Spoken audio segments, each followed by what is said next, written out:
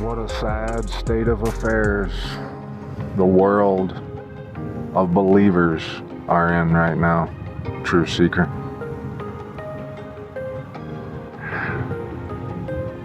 They want the other believers to think that they are the children of the Most High, that they're righteous, the remnant, the 144. But yet, all this prophecy, all this time of the end is just happening to them. And they're oblivious to it. They're not a part of it. They're just spectators.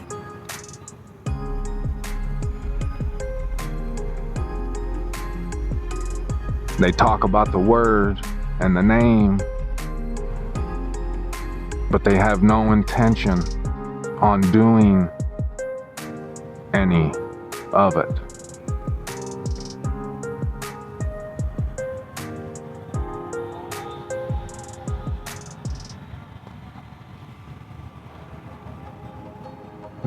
They push back on what I'm sharing. They get outraged over the thought of the set-apart land being here in Utah. But they've got no intentions on going to Zion regardless of where it is. They've got no intentions on bringing the tithes into the storehouse.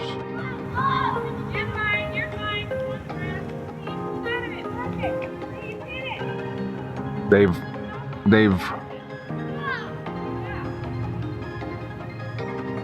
completely ignored all the word.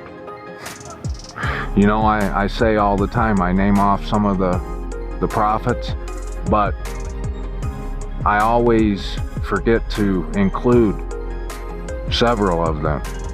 But every single one of them, let me see if I can get them all here for you when I name them. Malachi, Micah, Nahum, Habakkuk, Zephaniah, Zechariah, Amos, Joel, Job, Proverbs, Psalms, Isaiah, Jeremiah, Ezekiel, Daniel. They all tell you the same thing. The Messiah tells you the same thing. That if you don't pick up your stake and follow after him and actually be a doer of this word, you are unfit for the reign. These people who have a problem with what I have been sharing, like I just said, they got no intention on actually going to Zion regardless of where it is. So what does it matter to them? What's it matter? Who cares where it is as far as you're concerned, because you got no intention on actually living for the Most High, going to meet him. What makes you think that he's gonna come pick you up when you ain't willing to even open up the word Berean style to see if what I'm saying is the truth, and finding the truth and doing something with it? You're unfit for this reign. You can't enter the reign if you're unwilling to enter it. All the enemies of the Most High, which is all the people I'm talking about right now, they are the enemies of the Most High because they're pretenders.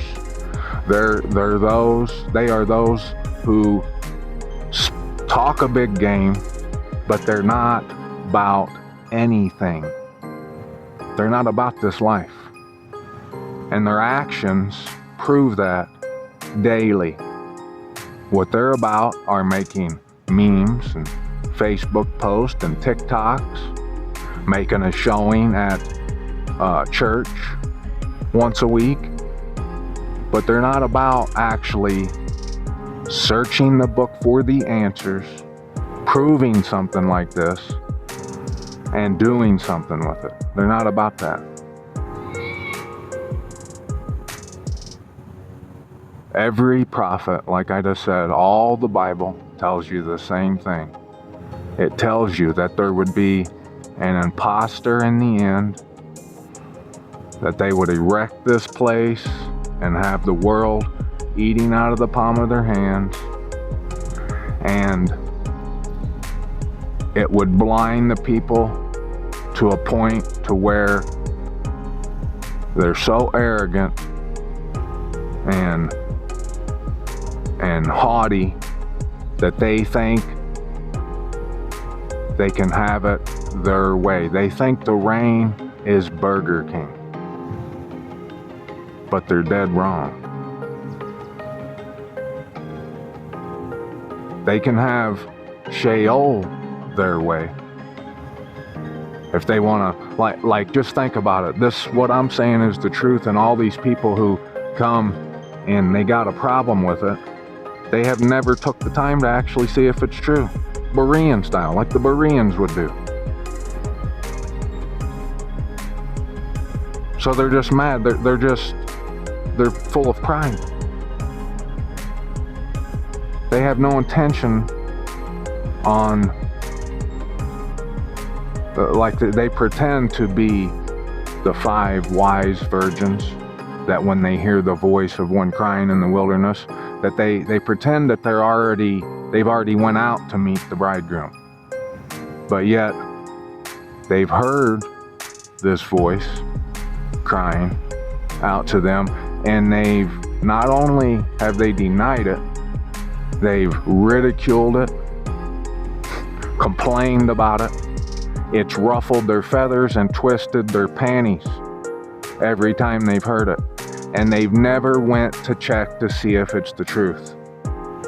And they have no intentions on actually doing anything with it if they do hear it. The whole world of believers are nothing but pretenders, truth seeker. I know whoever's hearing this, you probably don't believe me that the land is here, that there would be an imposter in the end. Have you went Berean style and checked the word? Or are you these arrogant jerks who think you know everything the word has to say already,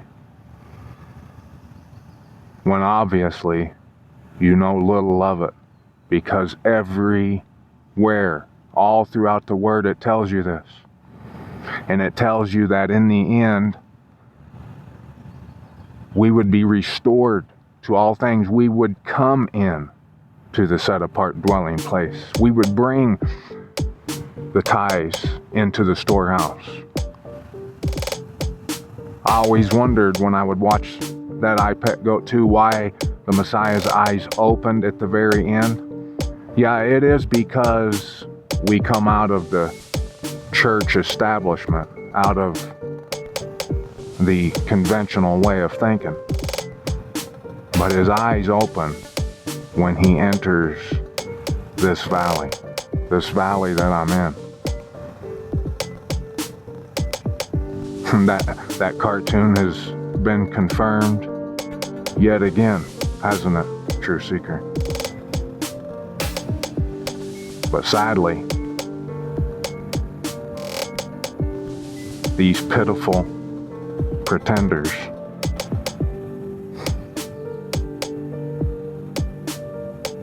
are blind to it. They've got no idea the peace they could enter into.